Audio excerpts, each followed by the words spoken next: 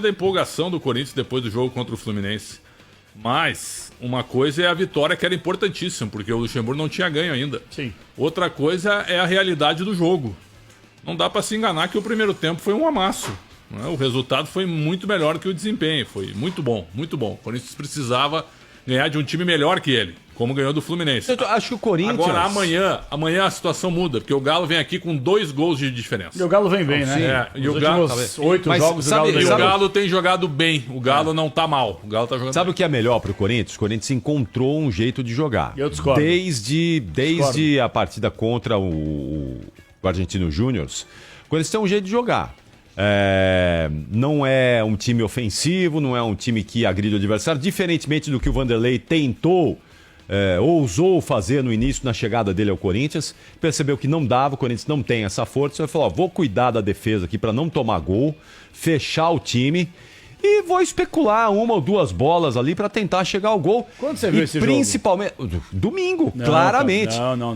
E fazer com que a boleirada coma a grama, rale barbaridade. O Corinthians jogou com uma baita raça, com uma baita entrega. Mas tecnicamente jogou mal. Tecnicamente Mas não, eu vou mas na isso, contramão, Capri. mas tecnicamente é um time fraco. O primeiro tempo, o Corinthians... Tecnicamente é fraco, Não é que mas o Corinthians aí... se precaveu em relação à sua zaga. O primeiro tempo, o Corinthians não conseguiu ficar com a bola. Tentava ficar com a bola e perdia, porque o Fluminense, quando perdia a posse de bola, retomava com uma facilidade, parecia profissionais contra a Sub-15. Ou segundo tempo, o Corinthians jogou melhor. Mas o Corinthians bem sim posicionado atacou. na defesa. Eu não acho, Capri, pelo amor de Deus. O Fluminense no primeiro tempo o Fluminense teve ali... perdeu 3 chances. Uma com o André que chuta e o Cássio faz uma defesa épica. Outra com o cruzamento do Samuel Xavier que o Cássio defende. E outro cruzamento que os caras conseguem cabecear 2 na bola do Fluminense e erram.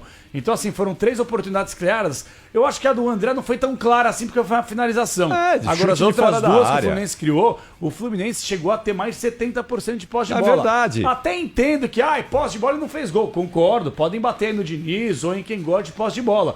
Mas que foi um amasso no primeiro tempo o Fluminense e Corinthians, isso foi. Não, um amasso não. Eu acho que o Corinthians no gol. O Vanderlei encontrou uma maneira de fechar o time. Um jogo meia linha, Capri, o primeiro tempo. Sim, ficou todo mundo acampado no campo do Corinthians. Mas o Corinthians, e aí é isso, o Corinthians antes ficava exposto e tomava gol. O Corinthians tentava jogar de igual para igual com os adversários e aí tomava gol. Mas você não acha que foi incompetência do Fluminense não ter feito um golzinho, pelo menos, do Corinthians? Não, acho que foi uma. Deu espaço, cara. Acho que foi uma maneira de o Corinthians se defendeu melhor. O Corinthians se defendeu melhor. Caiu de rendimento como tem caído no segundo tempo. Não, isso é fato. O time já o Fluminense do início do Brasileiro teria vencido o Corinthians. Aquele das primeiras rodadas do Brasil, primeira, segunda, terceira rodada, teria vencido o Corinthians.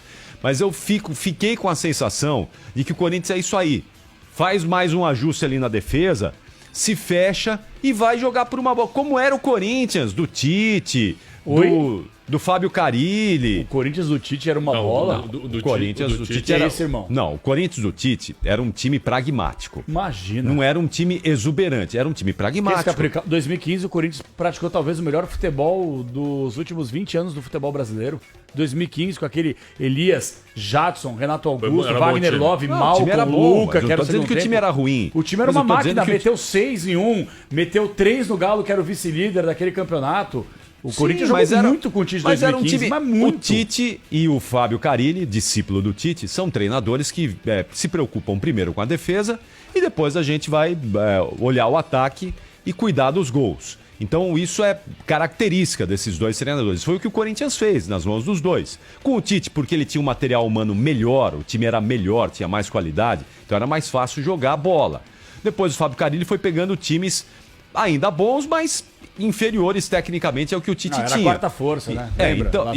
Então. Aí ele tinha que fazer isso mesmo. Ele tinha que cuidar da defesa primeiro e depois especular. O Corinthians ganhava sempre ali de 1-0. A gente vivia falando. Muito feio. A gente vivia falando, o Corinthians ganha, mas futebol quase entregou o campeonato. Porque o primeiro tempo foi tão. O primeiro turno foi tão fácil que os jogadores deram uma relaxada gigantesca no segundo turno.